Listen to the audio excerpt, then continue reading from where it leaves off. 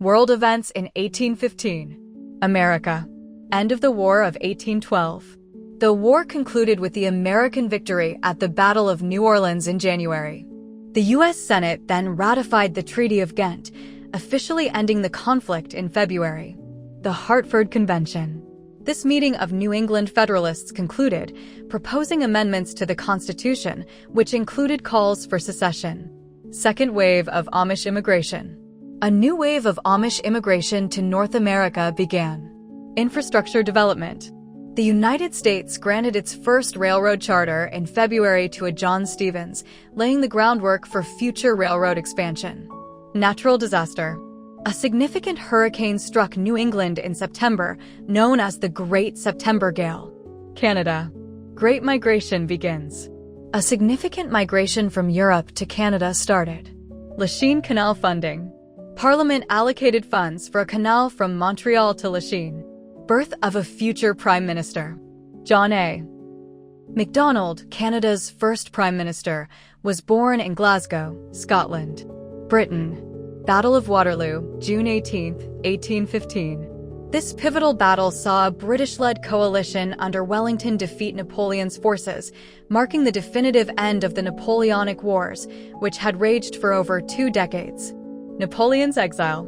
Following his defeat, Napoleon surrendered to the British and was exiled to the remote island of St. Helena. Congress of Vienna.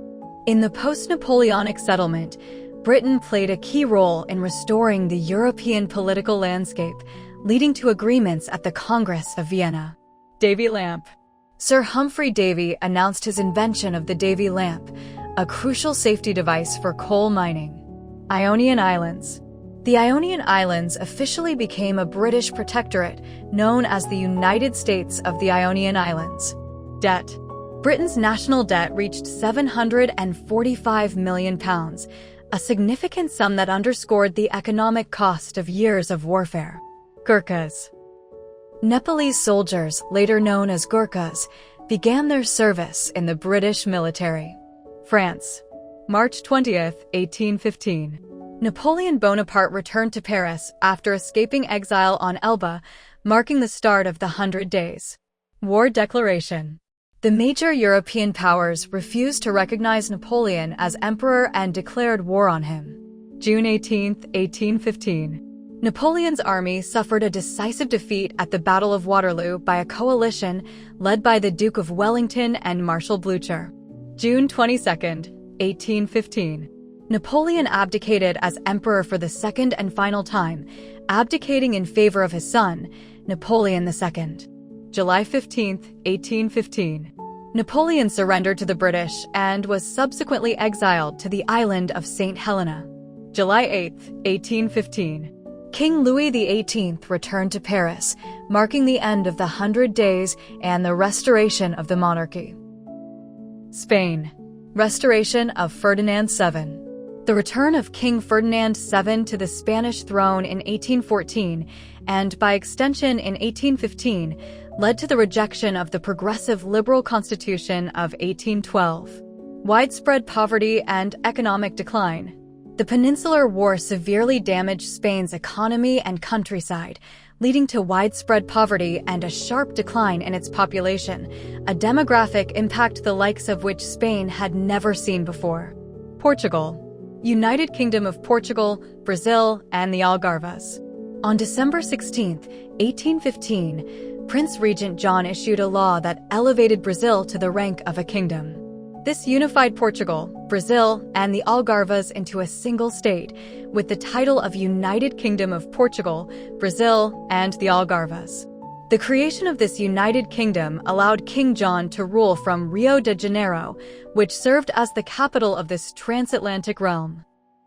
The establishment of the United Kingdom of Portugal, Brazil, and the Algarves was a unique historical event, being the only time a kingdom was ruled from one of its overseas territories. Events in Denmark, Sweden, and Norway.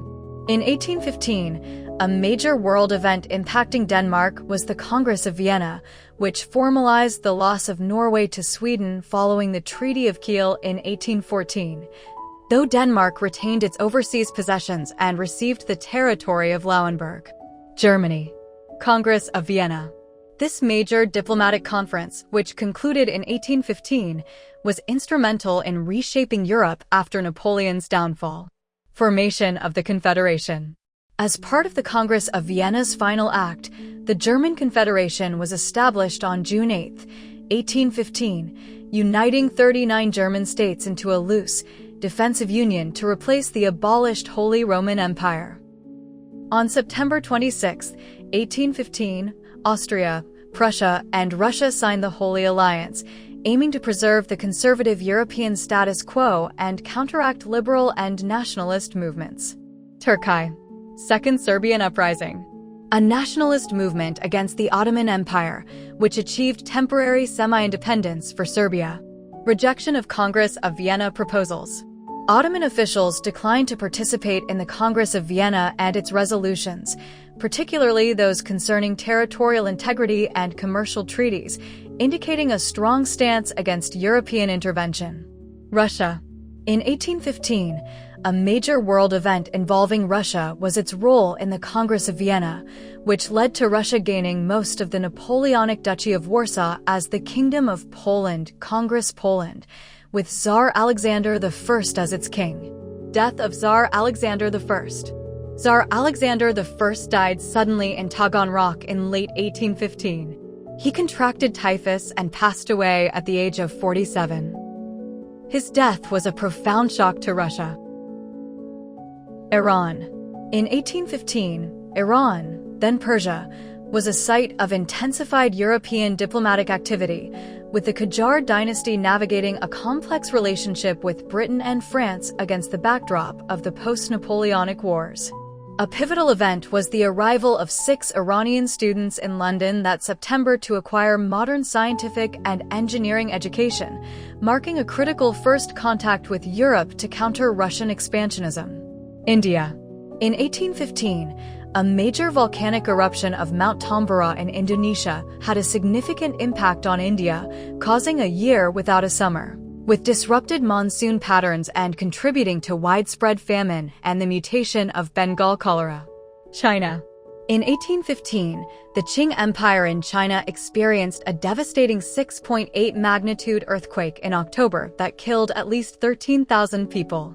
China also continued to rely on foreign silver for its economy, creating a trade surplus that would later become a source of tension and contribute to the First Opium War. Australia. Discovery of the Lachlan River. George Evans, an English surveyor, became the first European to discover the Lachlan River on May 24, 1815. British settlements in Australia continued to expand, driven by the growth of the wool industry and the increasing demand for produce. The period also saw an increasing push for colonial development and a stronger focus on the land beyond the established coastal settlements. Africa. Rise of the Zulu Kingdom. Shaka became the king of the Zulus, initiating a period of intense warfare and expansion known as the Mfikane or Difakane. The Mfikane-Difakane. The Zulu Wars of Expansion led to the displacement of millions and the scattering of peoples, forcing many groups to flee and form their own kingdoms in response to the Zulu dominance. Cape Colony wreck of the Arniston. The British troop transport Arniston was shipwrecked near the Cape, resulting in significant loss of life and highlighting the harsh conditions at sea for those traveling to and from the colony. Nigeria. In 1815, what is now Nigeria was a complex region of diverse societies and kingdoms, rather than a unified entity. The Sokoto Caliphate was rising to its apex in the north, while the Oyo Empire in the southwest was beginning to decline, and other groups like the Igbo, Hausa, and Yoruba were developing their own political and social structures. Ghana.